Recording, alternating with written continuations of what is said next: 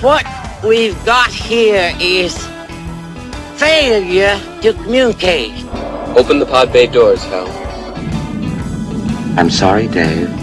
I'm afraid I can't do that. Okay, the moon landing, which is obviously fake. No, it's not obviously fake. No, that's actually not what I said. The moon landing is crazy? definitely fake, by the way. The moon 100%. landing's not. The shadows are off. No, they're not. Yes, they are. I looked at photos on the internet and it proves it. Nick, the shadows are off. The shadows are off. Shadows are not off. Nice job by the producer there. The shadows are off. Conspiracy theories. Probably what I'm going to start with Senator Rob Kupec. Senator, how are you doing, my friend? Good. How are you? I'm good. How are things in the Moorhead area? You, for folks who don't know, you're senator up there in the Fargo-Moorhead area. You, not Fargo, you know, people know what I'm talking. And you're an ex-weather guy. Yes. Yeah. I did 20 years on local TV up here in the northwest part of the state in North Dakota, and then had a midlife crisis and ran for state senate. So how's the weather up there? I mean, you guys getting this big snowstorm that's coming through? You're going to get yourself walloped? I don't think we'll get walloped. It just started snowing. It's not sticking to the roads yet. They're too warm. Okay. Sticking a little to the grass, but it's, I would maybe get 3 to 5 inches or so here. So, and the wind, it's always the wind up here, Yeah. That's always the worst part. See, that's where if you want to blame your forefathers for anything, they should have planted a lot of trees in North Dakota to stop that wind thing. I always thought that it takes off out of Colorado and it just right on through there, right to you.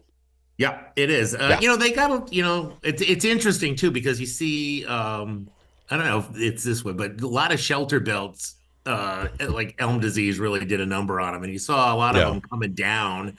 And certainly when commodity prices were high, it was like, hey, we can, let's put a few more rows in there if we take out the shelter belt. I don't know if it's that way anymore with the way prices are, but we've lost a lot. So. It's windy. All right, I want to talk conspiracy theory because here's mine.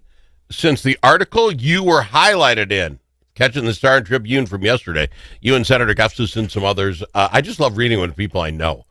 But the Star Trib comes out and basically, and if I'm not leading this right, basically they wrote an entire article where how possibly, this is the strangest article, it's not even a news thing, possibly there are Democrats who aren't thrilled that Governor Walz is running again because they think with all that's going on, he could be a drag to the ticket.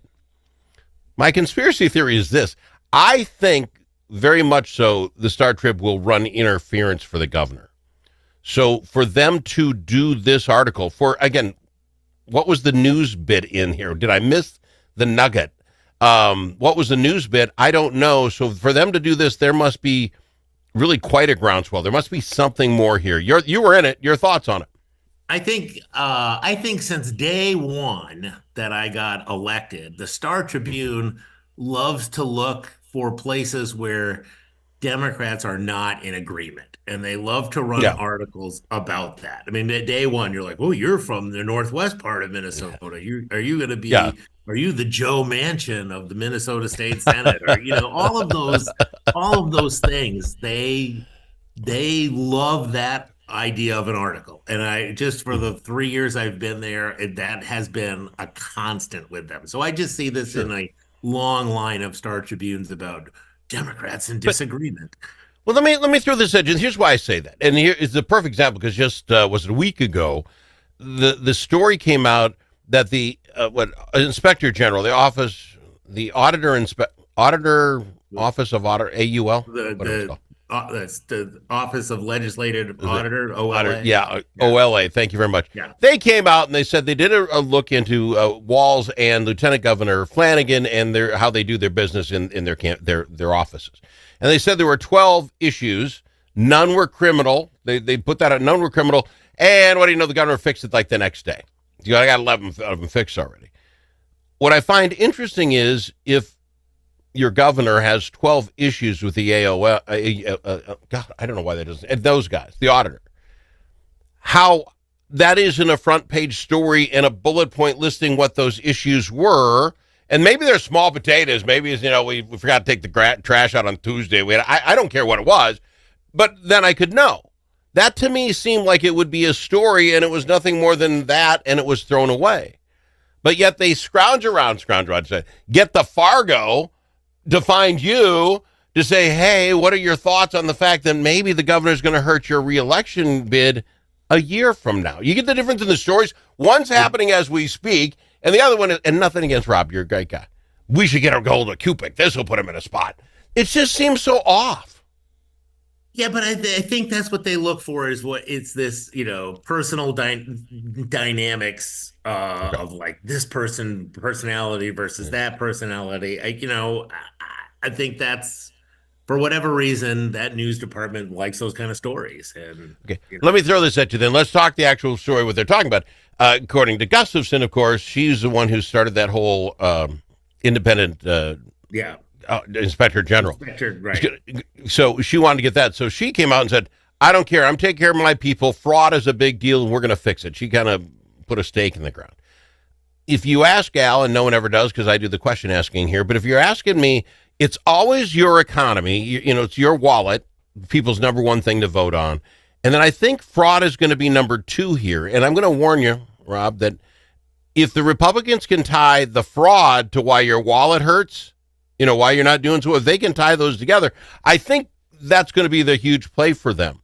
How does that play? Because this is what the Star Trib wanted to tie you down with. How do you think that hurts Senator Kupec up there in God's country where we Republicans live? We do. We live up there. Yeah. So here's the thing you would be, I don't know how deep your head would be buried in the ground if you don't think that, this administration has not had some issues with, oversight of programs and people that have abused it. And so, so the question is like, as a legislator, what have we done? So we've done a few things, we've given commissioners the ability. I mean, if you go back to, feeding our future, partly they kind of smelled something funny and then they got ordered by the court to continue the program because they had no ability. So we're like, okay, well, that's a problem. So let's fix that. Commissioners have a little bit more ability to rein things in. And then, as things continued to build up a little bit, myself, I'm on that bill with Senator Gustafson. So many people wanted to be on it. They had to clone it. So I'm on a clone of the bill. Okay. We can only have 5 authors in the Senate, not like the House where everybody could sign on to be an author. And, I did not know that.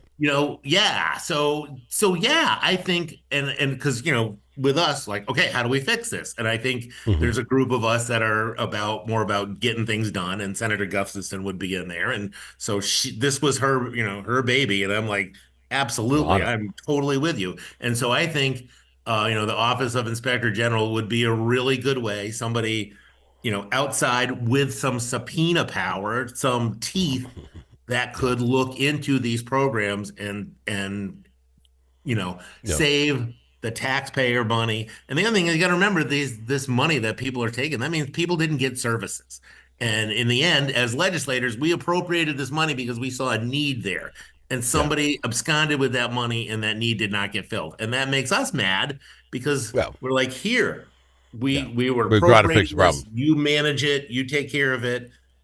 There was a failure there. And so, I want somebody to make sure that what we're allocating is getting done. Senator Kupec, you seem like a great guy. I would wholeheartedly up there love to help you out and be a part of your team because I think you're an honest guy. But the problem in the story is that the governor, even if this wasn't going on, Minnesotans generally don't go for a third-term governor. I mean, so even if everything else was an even playing field, you could see that could possibly be a draw. Then you throw on, and I agree with you, that you guys appropriated money to help people, and it was literally ripped away. The story today, KSDP, is that the agency that oversaw Minnesota Supplemental Nutrition Assistance Program, SNAP, didn't even do the required security reviews of the computer system. And that was in 2020 and 2023 when they said, hey, you got to do this. They didn't. And that opens it up for fraud. It's stuff like that where ultimately it will go back to him, right? Your commissioner didn't. So do you believe and how much, I don't know, that will be a draw down on your side of the ticket? There's sides and people generally get to one side and they go the rest of the way. Will stuff like that end up hurting? Because I believe you wanted to stop it. But even in even in the programs are like, we're not going to run that program. Why would we, what I'm saying? It's for Al, it's common sense. I'd get in trouble if I didn't do my job. Right. Well, I would hope that, people, I mean, for some people, sure, I think that's going to be that they're going to see that and they're going to say that. But I hope, I hope the voter in Senate District 4, Yeah. looks at like, okay, yes, Kupec realized there's a problem. He's, with Yep. what strings he can pull, he's pulling those strings to try to solve that problem. But he's also done dot dot dot dot Yeah. dot. Well, and And we on like that, him, and I last election I outperformed the governor in my district then. yeah. So No, somebody and I went, want we you don't to like do. Tim Walz, but we like Rob Kupek. So I like Rob Kupek. I don't. That is not my point. I want that to happen. But let me ask you this question on the other side. Maybe I'll give you a couple minutes to think this over. Even if everything stayed the same, or we got all the Democrats in you wanted on the Senate and the House side, if this is the way the governor's people have run things, can you make a law against it? I mean, what kills me about it is I find it hard to believe that when you're told when you work for the government to go do that, whatever you call it, audit of your books, and they just said no in 2020 and 2023. If they're not going to do what's there anyway, can you fix it as a senator? Can you make one more law that says no, we really mean it this time? I want to talk about that on the other side. Is that all right? I'll let you start with it. He's Senator Rob Kupec on the Al Travis Show. Chanhassen Dinner Theaters.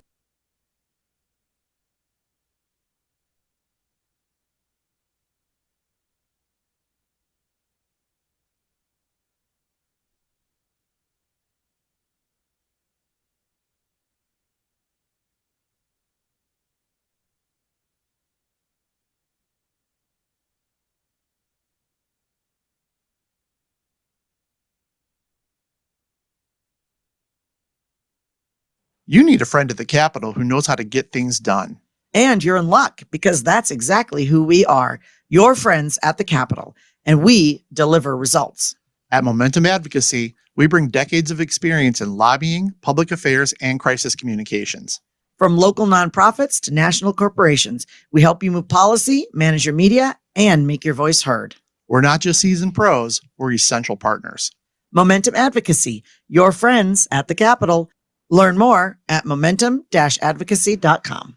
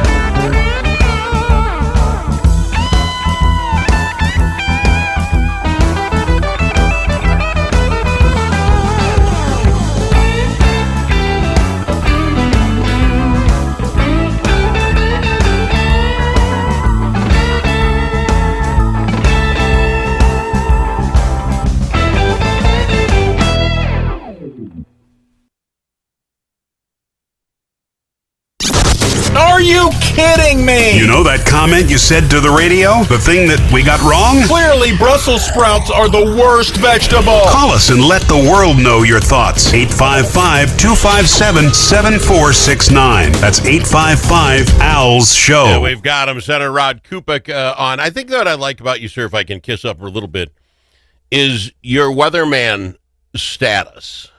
You understand 100% you're not going to win all the time. You're going to call for the big rain and maybe it slides away and doesn't. You are a reality guy who understands real life and how you're not going to hit them all the time. So I think that's why that works well for you in government. Because I'm throwing all this at you, completely understanding this isn't about you, but if the people running our state, underneath, again, the governor, aren't holding their people accountable for common sense stuff, can Senator Kupec make a law that says, no, you got to do common sense?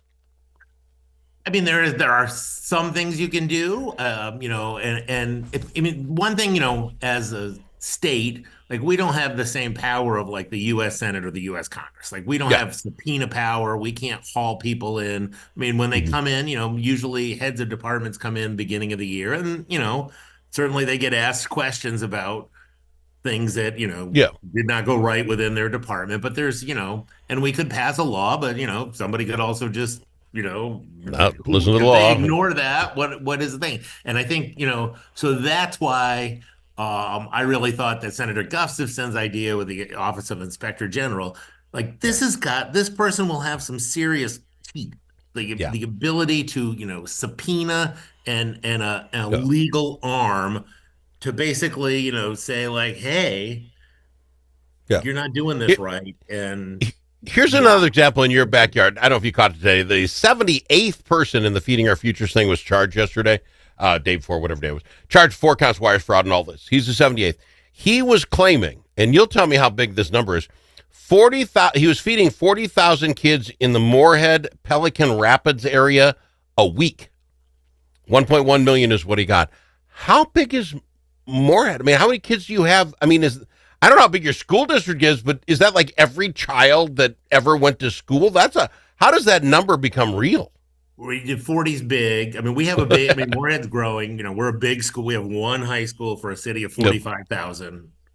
Okay. We have a big school district, but that is a high number. And this is, so this is the other, and this is the other problem is that, when you talk to people, and this is the other people who are getting injured by this, there are people that have been long time, receivers of state grant money. They're doing great work. Maybe they add a program, but they have a long track record and, they get audited and they're good stewards of the money. Well, then, when we put a pause on everything, everybody needs an audit, but also like if somebody's really new and doesn't have a track record, they should probably have gotten a little bit more scrutiny. I'm like, hey, we don't know who, Jim's social service agency is because it's brand new. Whereas this person, we'll keep auditing you, but you have a long track record and you haven't screwed up. That is so funny because another one, and I don't know what. It is a little like that seems really common sense, but I don't know. Again, common sense is where I think you win this whole thing, and that's why I love you. Another one was some jury. You heard evidence of a home health care company, Promise Health, ran the entire thing out of a mailbox. It was all $7.2 million, all out of a mailbox. And this is like you're saying, wow, they figured that it was there. They started a company, Al's Healthcare, got a post office box for $20, and I made $7 million. Does no one have to drive by and see if someone can come into my place? It's common sense. No, it is. And it's infuriating to the people that are out there doing the work. And some of those programs have gotten put on pause because they're trying to wrap their head around exactly what, and it's like, well, and you know what? It's more, obviously there's this one case up here, but more of those cases are outside of greater Minnesota. And so the people in greater Minnesota have longer track records and, it's great. The one in Moorhead, I only used the one in Moorhead because it was in the paper today and you would know how big that school district is. Here's what really, I think, gets a lot of us. As much as we want to help the folks we want to help, and you guys assign that money and it's stolen, it doesn't go to them. Why is it so hard to be the good guy? I just had to buy tabs for my car again. You got to get the tab. You got to pay it every year. You got to get your license now. Now it's a real ID. It is a pain. And now Medicaid, you get your Obamacare. You got to jump through hoops. I got to send in my last 3 tax returns. It is a whole thing to just be the good guy, to just try to get along. I start a post office box and I get 7.2 million sent in if I'm willing to, you know what I'm saying? It shouldn't be so hard to be the good guy. It is. And it is. And I think that's what's frustrating to like the people who like, I'm just out here, I'm trying to make a living. Prices are up. There's inflation. I'm playing by the rules and doing the right thing. And we see, and it's not just you see like big corporations and billionaires where it's like, how do they get away with stuff like that? And then you see other things like this, and to the average person who's just, going to work, doing a job, wants to spend time with their family, take a couple weeks vacation a year. It is mind blowing. It's not like you're asking that much. Not trying to ask that much out of life. Just leave me alone. Let me have my 2 weeks vacation. I got to go. I'm out of time. Senator, I can't thank you enough. I love having you on the program. You're always great to be here. Yeah, and congratulations for making the paper again. You're practically well, superstar. I don't know about that, but thanks. Appreciate you being on. He's Senator Rob Kupec on the Al Travis Show.